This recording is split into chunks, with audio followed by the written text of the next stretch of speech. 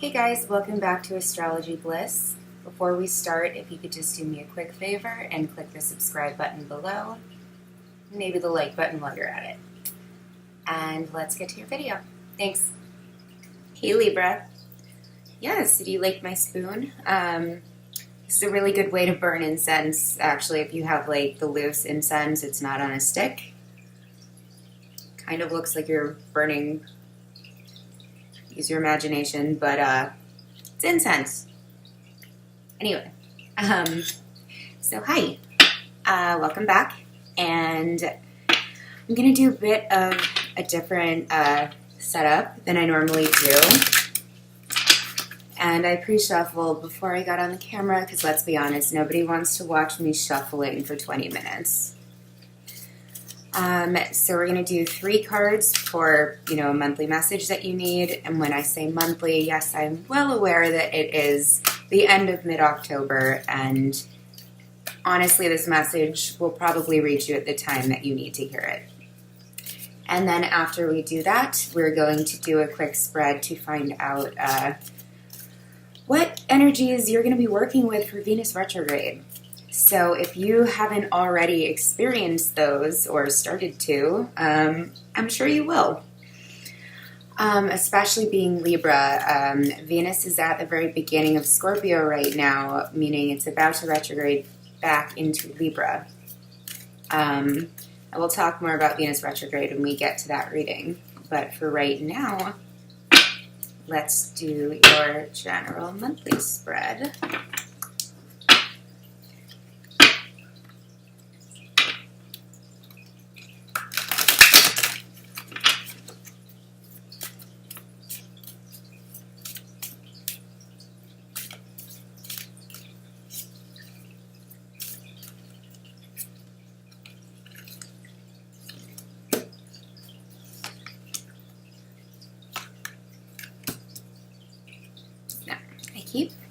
Okay, anyway.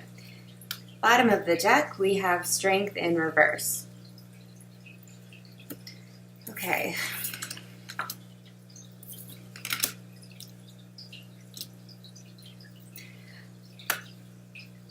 Okay. You have a lot of fire energy here. Okay. So we have the Knight of Wands in the reverse, 7 of Wands in the reverse, Ace of Cups in the upright, which is beautiful. You totally want that in the upright.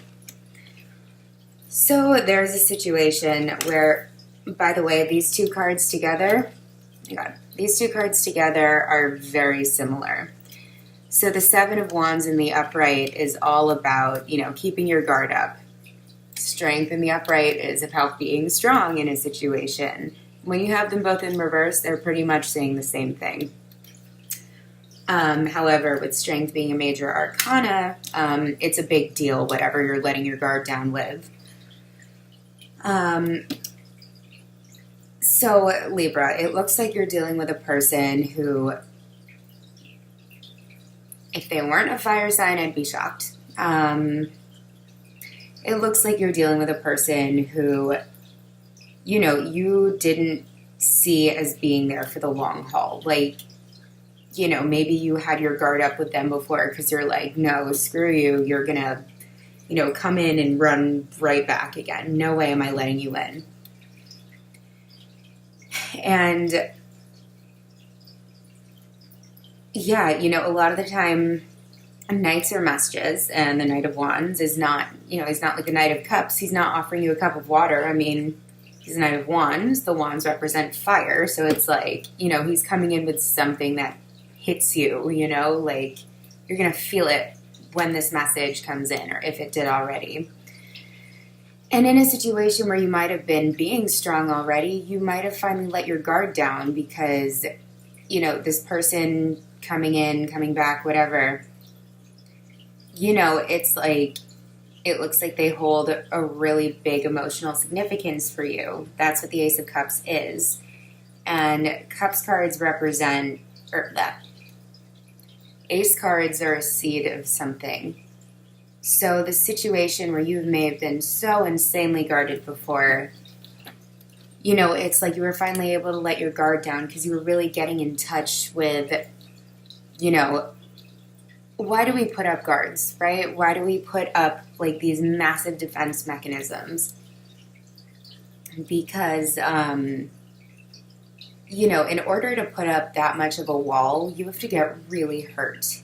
Excuse me while I drink out of my unicorn cup. Yeah, anyway. It's like you have to get really hurt. And the more hurt there is, the bigger wall that is put in its place. But if you can look past that wall and remember your emotional self, remember how deep you can actually feel things, and, you know, how, you know, we sometimes block ourselves off in a way that we get so cold and so detached and just closed off, and we forget what loving beings that we are, and, you know, how deeply that well runs. And yeah, I mean, I'm definitely seeing a situation here where you're really reconsidering, you know, this seed that you might have put a wall around, where it's like, fuck that seed. I'm not watering it. I'm not putting any plant nutrients on it. I'm gonna fucking close it in a dark room, and it's gonna die. And, you know, maybe you're like, okay, fine. You know what? I will open the lid so it can at least have some sunlight. And then you're looking at it, and it's like, maybe I'll water it. You know, I've done this much. You know, why don't I just give it some nutrients? I don't know, whatever plants need. And then it's like you remember why you planted the seed in the first place. That's your monthly message for you guys, okay? Let's look at Venus retrograde. If that wasn't Venus retrograde enough, right? So,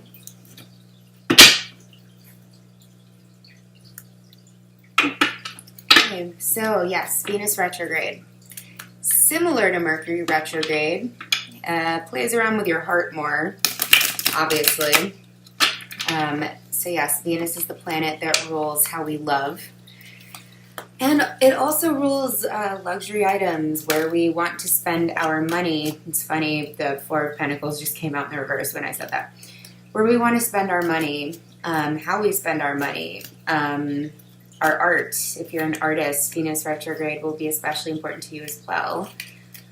And when Venus retrogrades back into, you know, whatever house it's in, that's the area where you, oh my God, where you're really either going to be questioning your aesthetic sensibilities, maybe your techniques as an artist. You know, am I spending too much on these luxury I keep feeling watches. I don't know why watches keeps popping into my head. I don't even wear a watch. I should. I don't know what time it is. It's 3:06. But anyway, I don't know. If you buy a lot of watches, maybe stop it. But yeah, and it also, you know, Venus has, okay, the Nine of Pentacles just popped out, and I was just going to say, Venus retrograde is famous for bringing exes back into our life to pop up with a message or communication that has been blocked off, or something really fun and dramatic like that. And keep in mind that if exes do come back, that does not mean that they're here forever. It could be. I don't know. It depends on each individual person. But I'm not going to be like one of those readers that's like, your soulmate is back. I don't know. Maybe this is a jerk. You guys just had to talk something out so you can both move on. Maybe you're going to try again. I don't know. Only you know if it's your soulmate. Anyway, so let's see. Venus retrograde energies for Libra. No, that one. Else just got the Knight of Swords. 2 knights. All right.